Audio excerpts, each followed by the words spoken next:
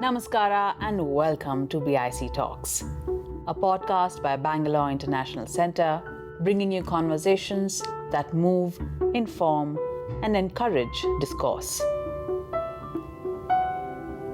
The only thing that we really are trying to do by applying this feminist lens and justice lens to a fundamentally fragmented society is really for our children to not, unlike us, come to their 30s or late 20s or early 40s and say, oh, wait, I've moved through the world thinking that all of these things did not exist or did not matter, and now I have to do all this educating. But rather from the very beginning, grounding them in their position of privilege, making them understand that this is not a divine right? This is just a lottery of birth that we had for them, and this does not absolve them of responsibility towards themselves, towards their environment, towards the society that they live in, towards the earth they live on. As a matter of fact, it maybe even adds an extra layer of responsibility because you're not struggling for survival, so you have time to engage with these topics, right? So this is really my only hope for my son. In the third and final episode of Being a Present Parent, Gauri and Tena talk about intersectionality and feminist motherhood. They explore how caste, class, and gender impact motherhood and mothering in urban Indian lives. They discuss the challenges of carrying the load of parenting and household responsibilities and how to navigate the help we have in a way that promotes equity and empowerment for all involved. Over to Gauri and Tena. Hi, and welcome back to the third episode of our three-part series on feminist parenting. In the first episode, we spoke about what is feminism, what is feminist parenting, and what are the most pressing concerns that we face as feminist parents. In the second episode, we spoke about lessons we have learned from the past year of living and working in this space. What were some surprising things that keep popping up, and what were some not so surprising things that are almost universal in our experience as feminist parents? My name is Tena, and today, together with Gauri, we will be talking about the intersections of different dynamics that shape our experiences as mothers living, working, and parenting in urban India. Thank you, Tena. Hi, everyone. This is Gauri. And today we're essentially asking the question, how do we reconcile domestic help with feminism? Is that even something that's possible? And if so, how can we do it with the appropriate sensitivity and awareness so that we're not recreating the same patterns of oppression that feminism wants to overthrow? Exactly. So both of us, even just to be here today in this space, are relying on help of other women, mostly nannies and other house help. And so what this actually creates is this chain of women outsourcing to other women what is considered to be womanly work, right? And that in itself is a whole topic of feminist discussion.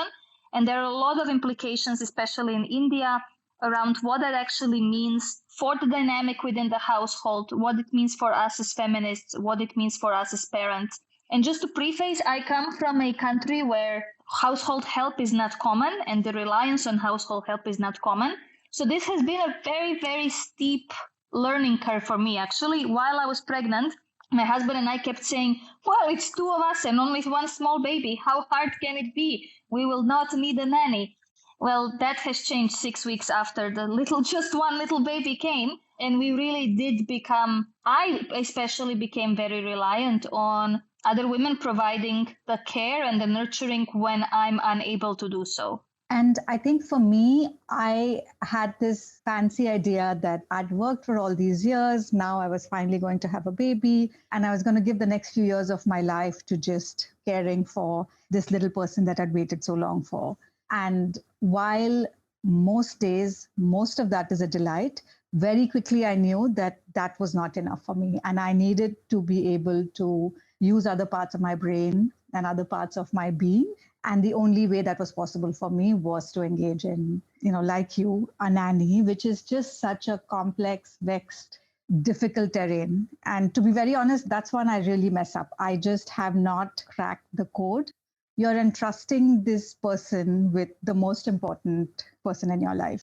And that's hard enough and comes riddled with all sorts of guilt and expectations around outsourcing that work, but also the desperate exhaustion that makes it absolutely mandatory to be able to do that. Having said that, this is also a way in which you're engaging with people from another class in really deep ways. And how do you navigate those spaces has been so eye-opening.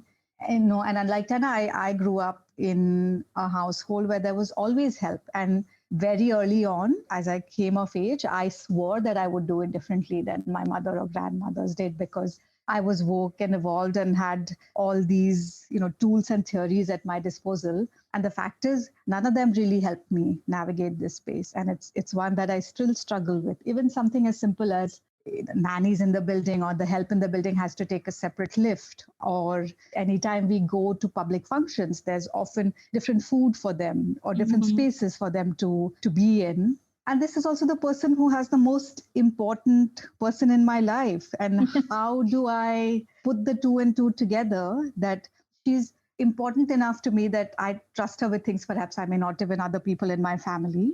And yet she very clearly has a different life experience than me, some of which I am part of. Yeah, I think that for me, because there was no blueprint for how do you navigate having people in your home who are not your family members, but are currently closer to you physically and emotionally than some of your family members. And then the only thing you're kind of getting are all these different inputs from different mommy WhatsApp groups, or maybe your in-laws, and how you see things being done in other households. And I just very organically and deeply understood that this was not going to be the way that I would feel comfortable doing things. But what I forgot is that I'm not the only person in this dynamic, right? My nanny is the other person in that dynamic, and she's bringing her expectations and her lived experiences and her sense of hierarchy into my home, and her cultural baggage into my home as well, right? So I even told my friend at one point, I consider her to be a part of my family, but I don't expect her to consider being part of my family, right? Because she's an employee. But I'm not sure that that even is the way forward. I am a really, really big fan of completely formalizing this sector. Contracts, days off, hours, on both sides, because ultimately it gets muddy because it is a job of care, but ultimately it's a job, right? And so a lot of these boundaries that get crossed within the household on both sides happen because it is not a very formalized space. And one thing when it comes down, which I'm allergic to, is this lack of respect towards nannies. And so we have always taught our son to call his nanny Jyoti auntie, the same way he would call any other auntie in his life, right? We have been explicitly telling her to eat at the table. And then I just realized that I'm actually making her uncomfortable because she was like, I don't want other staff as well, right? Like she also sort of feels like she's part of another community that she doesn't know then how to navigate that. And there's a hierarchy among the staff as well, right? So then the nanny is actually being quite mean sometimes to the other staff because she's the one who's in charge of taking care of the child, which is obviously in the hierarchy higher than opening the gate, right? And so you're trying to create this very egalitarian, blind environment, but that is absolutely not how the world works. But that doesn't mean that still can't be a level of respect. So one thing that I cannot stand, and I've seen this a lot living in the Middle East as well, is you have families coming out for lunches or dinners with their nannies, and the nannies are standing to the side without even being offered water or a place at the table, much less the same food from the same menu, right? So what are you actually teaching your child? That the person that you trust with putting them to bed, feeding them and wiping their bum is not worthy enough of having water and sitting at the same table when you take them out? That is deeply, deeply problematic. And I want to go back to this idea of formalizing this and having contracts. And I do feel like it's actually more complex than that, because even though it is a job, it's not the way your job or my job is, right? Caregiving is also using your emotions are implicated in it in ways that they wouldn't be in some of the other tasks people do. And I think that kind of makes those boundaries slightly harder to uphold, enforce, or even figure out, where's that line? And in fact, one thing I often find myself struggling with is, as the nannies take care of our babies, who's taking care of their babies? And how are they then feeling about the fact that here is this child being fed and put to sleep and on this regular schedule while their baby is off somewhere with a grandparent or a neighbor? And do we talk about this? Do we ignore it? If we talk about it, what does that really mean, or how much does that even help? I would just like to say, when it comes back to formalizing and emotions being complicated, that is absolutely true. But India is not the only country in the world that has nannies. There are nannies in the States, there are nannies in UK, in France, in a lot of Asian countries, in Australia. There are nannies all over the world, right? But somehow here it becomes more muddled.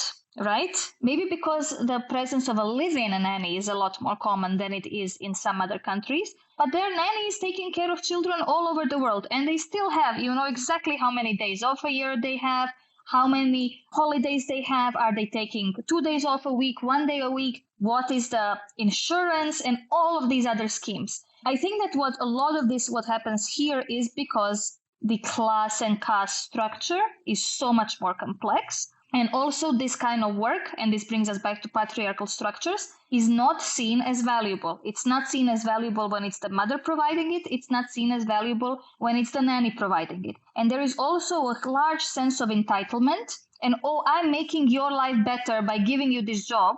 So basically from now on, you are completely at my disposal.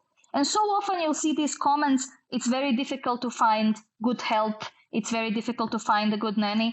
Like, yeah, but it's also really difficult to find a good employer, right? This is a double-edged sword.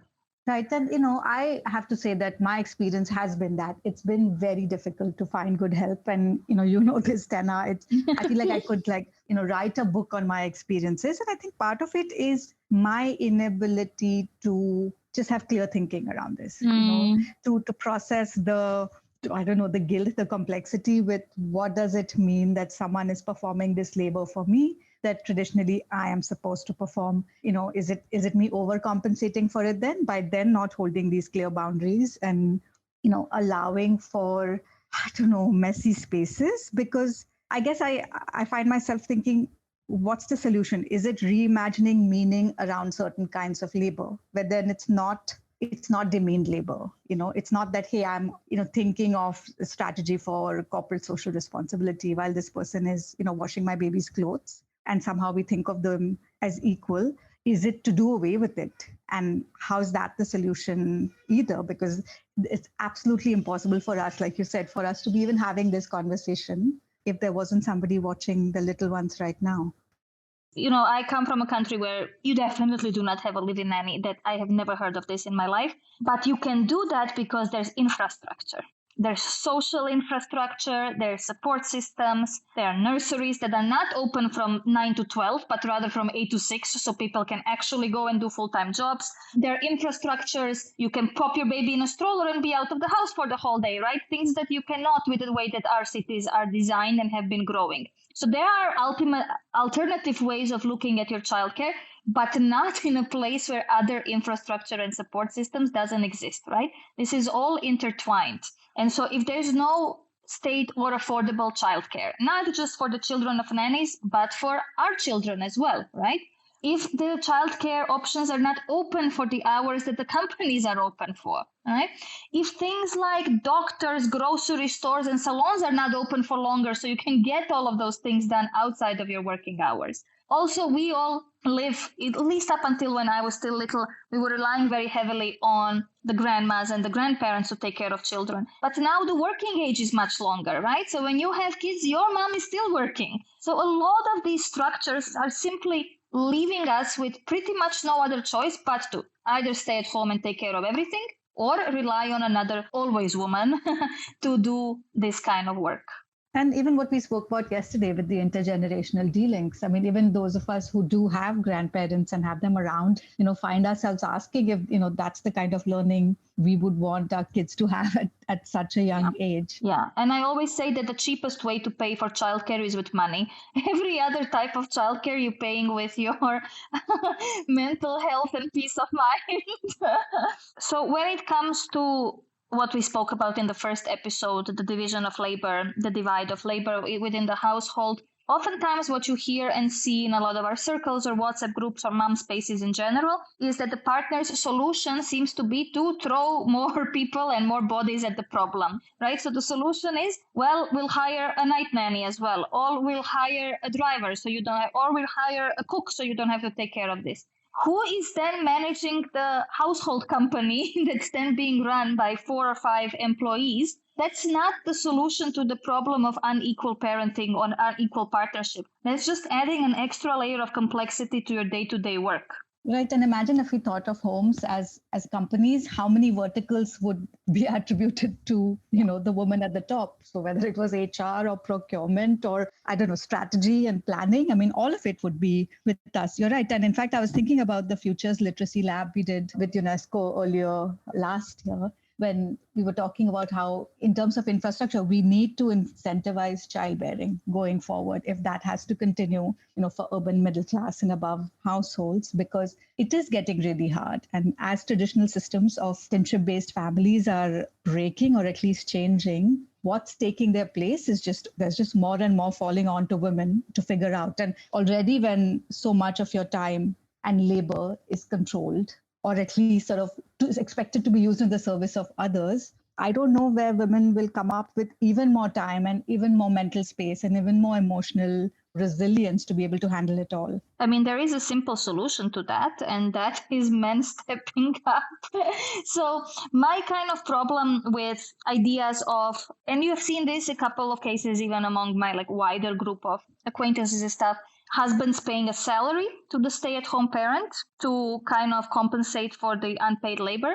What all of this creates is continuation of the assumption that this labor is inherently feminine and inherently the domain of the woman, right? So even when we talk about what you just said about structures falling apart, traditional structures, and women having less and less time and more obligations, right? The solution to that is not a paycheck. The solution to that is a radical redistribution of responsibility within the household. And so this is the only way towards a true, if you will, feminist revolution, is implicit, explicit, intentional allyship within the household. And it has to start with even making it visible and quantifying it. In fact, I remember for me early on, I had to teach myself or coach myself because I felt like I was, quote unquote, sitting at home because I was on maternity break. And I had to say, if I outsource this particular task I'm doing, whatever the X task is, will I have to pay for it? And almost always the answer was yes, which meant it was labor, which meant it was work. And it did deserve, at the very least, recognition and validity, if not compensation. So, new research has just come up. I was just reading it this week that single women, divorced mothers or single mothers in general, do less household chores and do less inside the house than women who are parenting with a male partner. So then, if we are talking about this radical new future in which the work is compensated, the solution is right there. Now, obviously, since we want to live fulfilled, loving lives with our partners, maybe there should be another way of looking at these things. Right. And, my husband and I have this joke. I tell him we're going to have a jar in the house and he has to give me 100 rupees every time I answer the question, where is my whatever. So when are you going to Maldives? Right, exactly. It's like, what's my daily earning for the day, or belt or phone? And I think it's incredible that it doesn't matter what else I have going on in the day at any given time. I have a map in my head of where what is in the house. And who told me that was my job? Yeah, I think that a lot of these things we have been told or we have been shown, not even told. It's even more powerful when you just see it play itself out on day to day throughout your childhood and growing up and so on. But then we also perpetuate it by just keep on telling ourselves that is a job. And then we tell ourselves, if I don't do it, it's not going to get done. So if you tell yourself that, and I'm sure you do, I have two questions for you. One, is that such a bad thing? Who cares if it doesn't get done? And my second question is it not going to get done, or is it not going to get done the way you want it done? And managing house help also falls under that same umbrella, right? Things are still going to get done. Maybe they won't get done exactly the same way that you would have done them. But if it buys you mental peace or just 5 minutes to sit, that's worth it, right? When I first started with my nanny, and she's been with us since Leo was 6 weeks old, and Jyoti is really lovely and she loves him and he loves her dearly.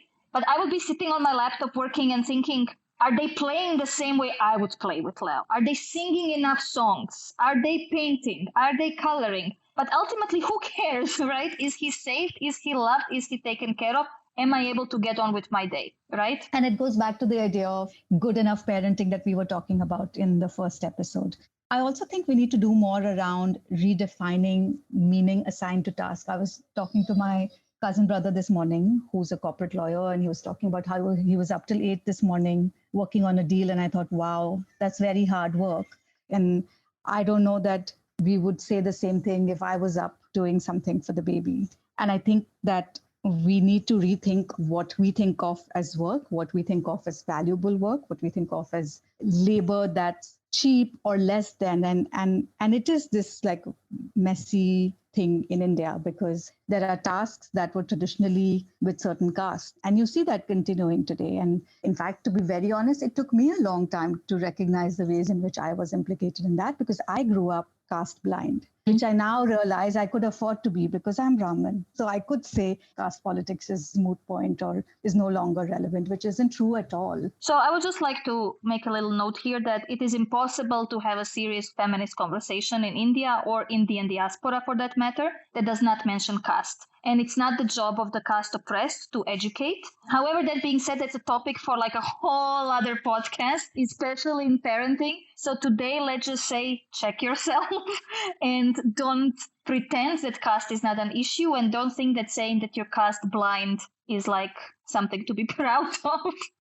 Gauri, you were also saying how assigning value to the task and assigning a monetary value to the task, right? So a lot of the conversations that we're having now is how much is too much for paying for childcare. We tend to treat poor or disadvantaged people as children, by and large, right? And it's like, well, you can't give them too much because you'll spoil them. Or what if they send their kids to better school and then you leave and another employer does not pay that much, so you're just spoiling them. Even in the language that we use, there's this massive divide of us and them.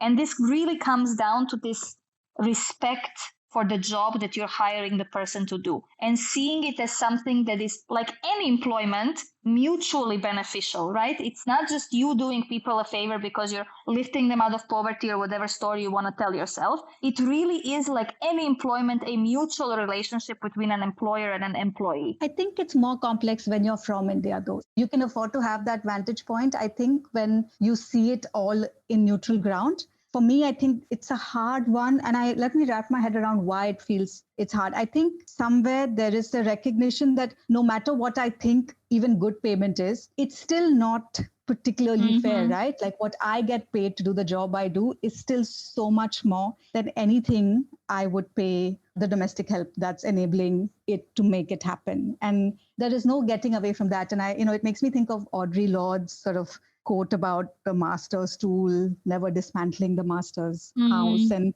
perhaps the discomfort is the recognition that even at my most radical, rebellious, deeply moved by social justice self is still, to a certain degree, perpetuating or reinforcing those power inequalities of class and caste. Yeah.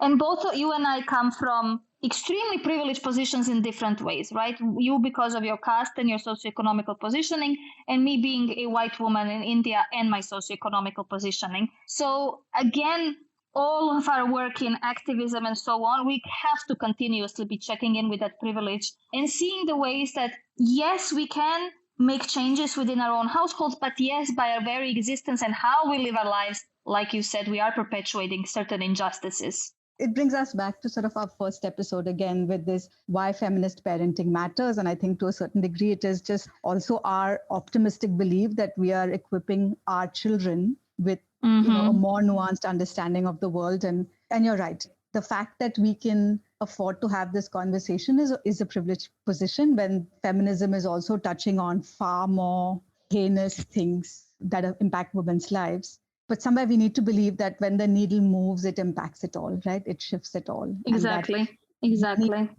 Our bit, and every little bit matters and counts. So I think, if you were to sort of sum up our feminist parenting, 101 for the last 3 episodes, the one fundamental thing I would say is that check your privilege. You cannot go in blind, because no matter how innocent and pure and free of all of the social inequalities you think you are, you're not. There is no way to be fully free of that. So at least if you are going into parenting with awareness, you will hopefully be able to be more conscious and mindful of that. Exactly. And the only thing that we really are trying to do by applying this feminist lens and justice lens to a fundamentally fragmented society, an unjust society in many ways, is really for our children to not, unlike us, come to their 30s or late 20s or early 40s and say, oh, wait,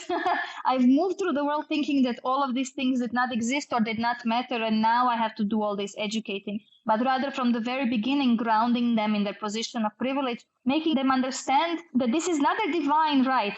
This is just a lottery of birth that we had for them, and this does not absolve them of responsibility towards themselves, towards their environment, towards the society that they live in, towards the earth they live on. As a matter of fact, it maybe even adds an extra layer of responsibility because you're not struggling for survival, so you have time to engage with these topics, right? So this is really my only hope for my son. The idea that in bringing up repressed things out, sort of out of the recesses of our psyche into the open, whether it is body shame, desire, sexuality, in bringing that out, normalizing it, making conversations about it acceptable in the household. Again, we're healing these old, like centuries and generations old wounds of shame and fear and silence. Exactly. And I also don't think that we need to be playing the oppression Olympics, right? Just because there are more heinous or painful things happening, it doesn't mean that things that are happening to you and that you personally find traumatic or painful or unjust do not matter, right? There is a space to hold multiple things in tension. And I think that globally, as people, we have forgotten that that is possible, but there is space to hold multiple things in tension. Multiple things can be true at the same time. And these kind of conversations and feminist spaces should allow for that plurality of thought as long as it is respectful. In fact, the most important sort of multiplicity of emotion, if we hope the podcast series leaves people with, is the idea that motherhood is ambiguous, and that's okay. And if you're a new mom and you're struggling and you're having complex feelings about the new role in your life, that's okay, and it's okay to talk about it, and it doesn't make you a bad parent, and it doesn't mean you're going to have messed up relationship with your kids somehow. If anything, you may allow for a richer, more authentic experience of motherhood. Amen to that. All right, so for the last part of our 3-part series, I think that one thing we're always very good at as feminist theorists, feminist researchers, and practitioners is the theory part. It's the part of looking at everything that is the doom and gloom in this world. But we always tend to leave our circles with an action plan, right? So what next? What is the way forward? What did we learn? And what are some practical tips and tricks that we can all take with us into our feminist and parenting journey? So I'll start us off by reiterating something that we mentioned in the first episode as well, which is there are multiple feminisms out there. It's not a singular theory. It's not a singular praxis. There are multiple ways of approaching it.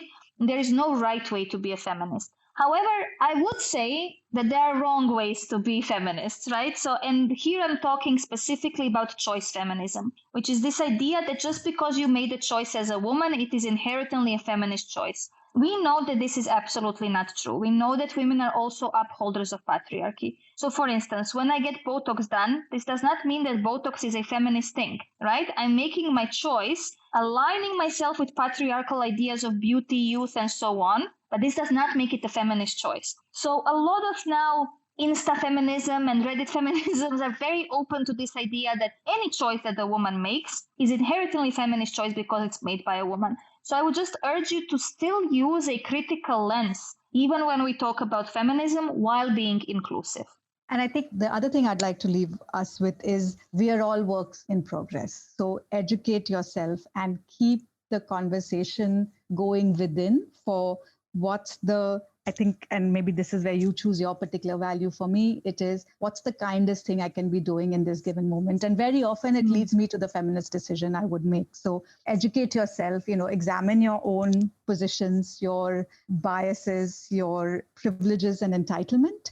So you're at least, at the very least, I guess, you're continuing to be self-reflexive about your life as you go forward. And this brings us to the next point, which is getting comfortable with being uncomfortable. A lot of these conversations can be deeply uncomfortable.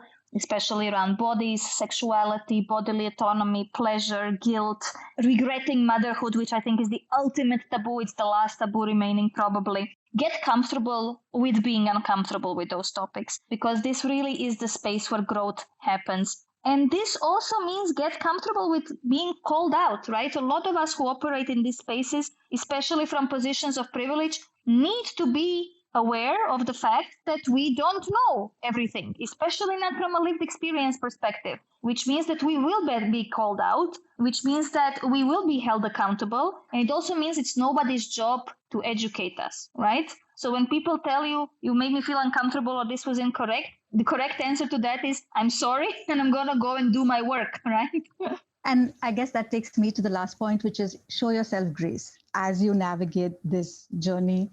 Parenting is hard. Being a human in the world is hard. And recognize that it is important to do the best you can. And what that best is will keep changing as long as you keep doing the work. So I guess the more compassion and kindness you can offer yourself, you will be able to hold space for that much compassion and kindness outside. And kill the guilt. Guilt is the anti-feminist killer of joy. Really, it is probably and possibly the hardest thing to do, but it's not serving you. It's not serving your children. It's not serving your community. It is not making you better anything, a better mom, a better parent, or a better feminist. So really killing the guilt is one of the most feminist acts of rebellion you can possibly do. And also be ready to be the bad guy for your child. Gauri, I think you talked about that in the first episode. Be ready to be the bad guy with people that you love, to protect and hold those boundaries firm for your child. And maybe that's why go find your tribe. They need not be people, you were born with, but you will need that tribe to help you do all of this, to kill the guilt and to hold the boundaries, or to have the affirmation for you and validation for you as you go along. Absolutely. I think that building a community with you, which I've been so lucky to be able to do, has been one of the most transformative feminist practices for me. And then by extension, also one of the most transformative parenting practices. And I think that for a lot of us I've always been more comfortable being alone, just engaging with my research on my own and chilling on my own. But really when the baby came, the importance of a community, a like-minded community, a value-driven community became so real. And it became such a high priority. And I do think that in a very personal way, it has saved my mental health, but it also made me a better worker, a better mother, a better person, a better friend. And so creating those communities of care, creating that village that I do not necessarily have a plug and play village right now because I don't live in my home country, has been one of the most transformative practices for me. Right. And, if it saved your mental health, I would say it saved my marriage because I think that I felt like there were constructive ways to do something about this inequality we see and experience, which was so new. And you're right. I think there is something deeply healing and transformative about a group of people who get together to do it better. And I hope that this will translate into our children recognizing the importance of that and finding that for themselves. And it also feels like a radical act in a society that values individualism and everyone for themselves, and there's only space for one person at the top, and you have to hustle to get to the top. And to have this space that is constructive, but it also allows us a space to just be at leisure, right? Because this is what we always talk about. And speak. I feel like in a society that places a high premium on silence around things that, must just be suffered in silence, I think there is something deeply feminist about speaking up, if nothing else, just chatting about it. Exactly. And very often it's like, oh, well, let's not just rant. Let's also find solutions. But let's also just rant, right? Let's also experience our feelings, vocalize our feelings, and sit with them. Not everything has to be an exercise in productivity. So if there's one last thing to leave our listeners and our community with, what would it be? I would say, do the work. And I would say leisure is a feminist act. So keep those two things in balance. Thank you so much, Tena and BIC, for letting us have this space to talk about and discuss the things that are important to us that we've been discussing in our little spaces, and to have a wider platform to do it. Thank you so much, Gauri, for having this conversation with me, both here on the podcast and in life. And thank you to BIC for giving us this platform. And we are looking forward to staying in touch with all of you. Thank you for staying on for the full conversation. If you liked what you heard, please share it with family and friends. You can also leave us a review on iTunes or Apple Podcasts. The crew that makes these podcasts possible are Gaurav Krishna and Ishan Gupta on sound supervision and production, with support from S. Sarvanaraj and Raghavendra Tenkaila. Artwork and design is by Chandani Venkataraman of Crisscross Design Studios. Don't forget to subscribe to our channel on your favorite podcast platform. It can also be accessed on our website, bangaloreinternationalcenter.org. Do follow us on Instagram, Facebook, and Twitter to get regular updates on our programming. This is Lekha Naidu signing off on behalf of everyone at BIC.